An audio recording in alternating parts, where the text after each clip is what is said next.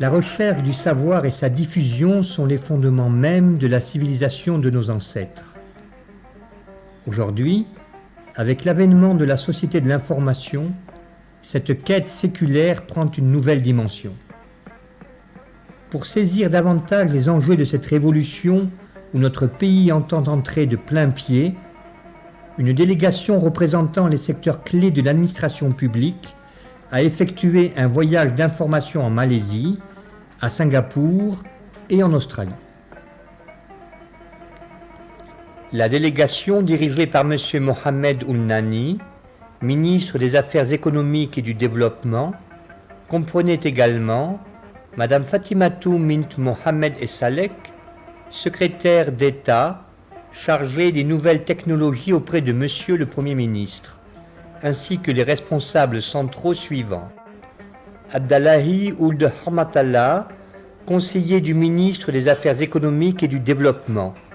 Hamoud Ould Hamed, chef du projet de réforme des secteurs de la poste et des télécommunications. Professeur Isselmou Ould Khalifa, directeur de la médecine hospitalière. Aziz Ould Dahi, conseiller au secrétariat d'État aux nouvelles technologies.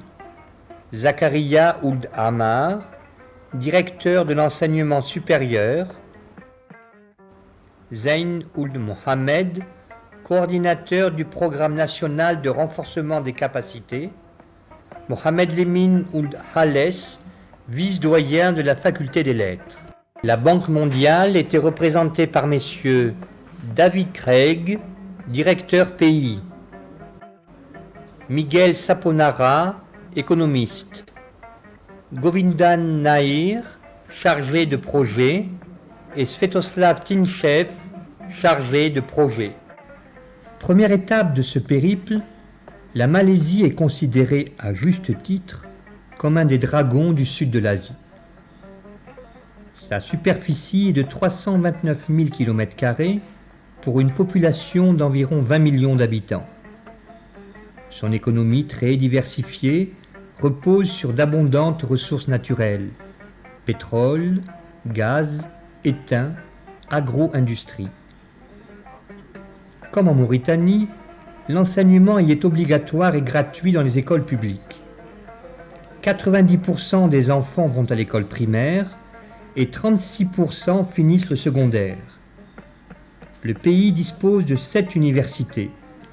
La capitale, Kuala Lumpur, possède les tours les plus hautes du monde. Le pays, majoritairement musulman, vit une symbiose parfaite entre sa foi et les progrès techniques. La stratégie du développement économique repose sur une planification qui tient compte du caractère ouvert de l'économie et de la complémentarité entre secteur public et secteur privé avec une nuance de taille.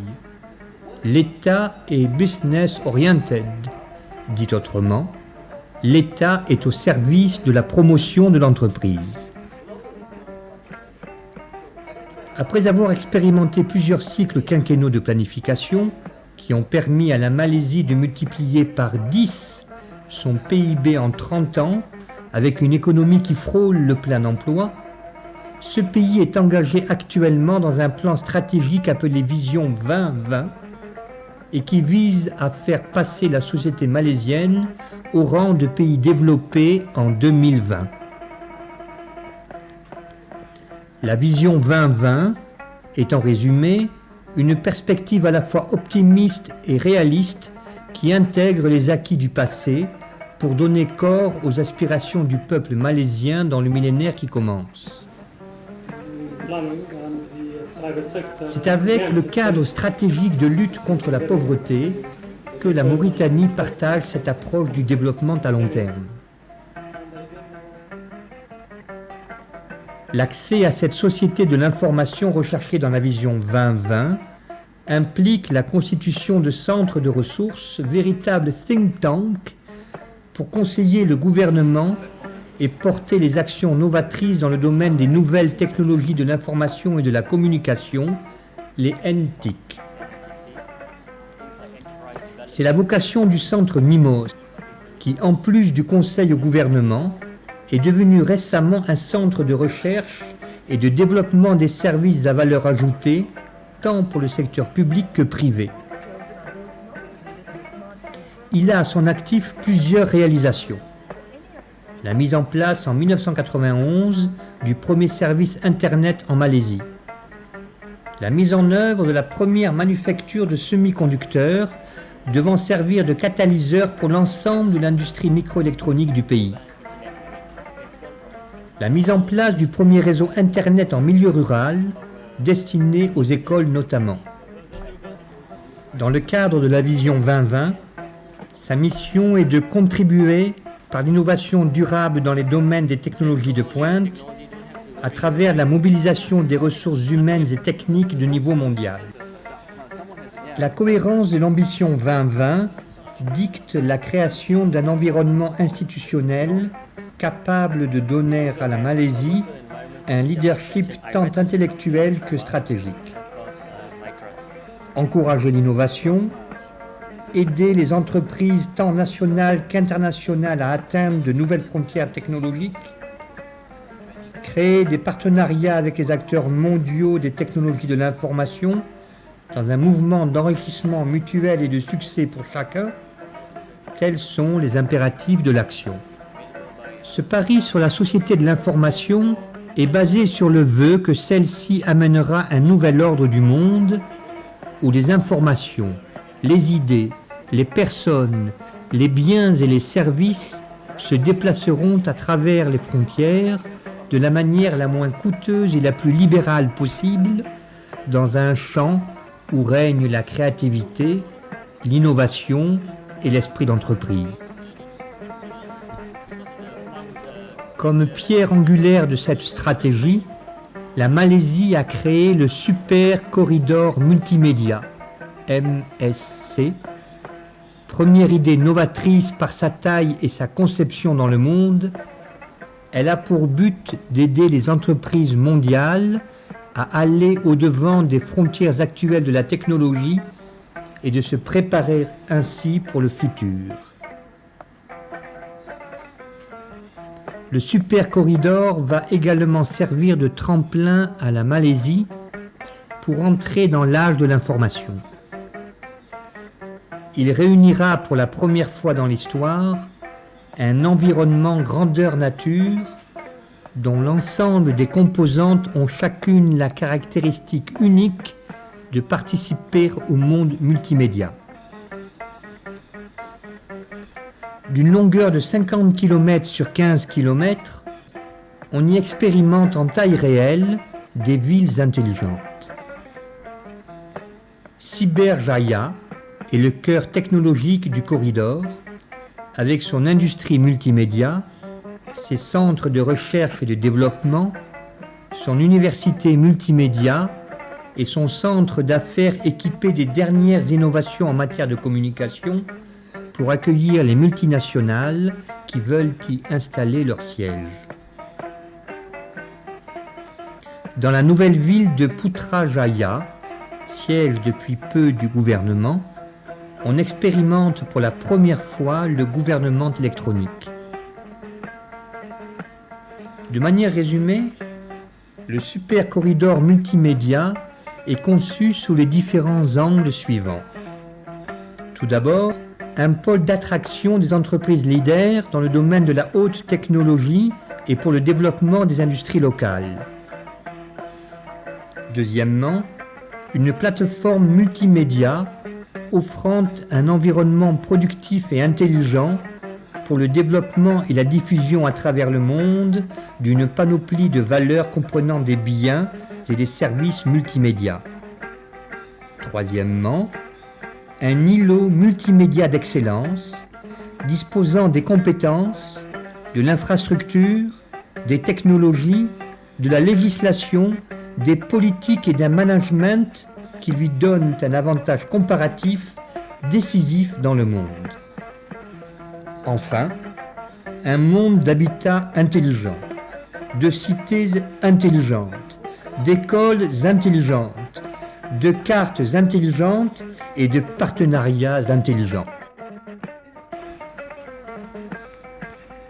Dans cette quête de la société de l'information, l'intérêt à l'écrit et à l'image sont affirmés par les bibliothèques gérées électroniquement.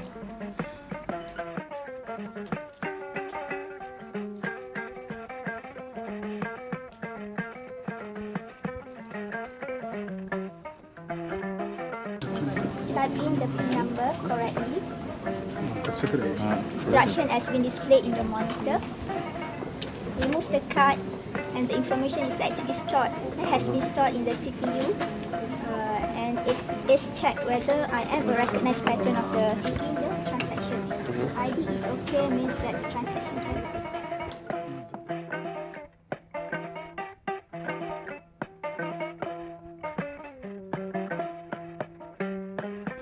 En plus des supports écrits, les vidéothèques et les CD-thèques sont également promus. La société de l'information n'est-elle pas la civilisation par excellence de l'image? Dans ce cadre, les moyens sont mobilisés pour soutenir une production d'images classiques, mais plus encore de synthèse. Network electronic outdoor billboard. And what does that mean? It means this equipment that you see in front of you is capable of doing the editing. Le monde de demain appartiendra à celui qui maîtrisera l'image. Contrairement à la révolution industrielle, où le capital et les machines étaient les facteurs de production dominants, la cyber-révolution repose davantage sur le capital humain.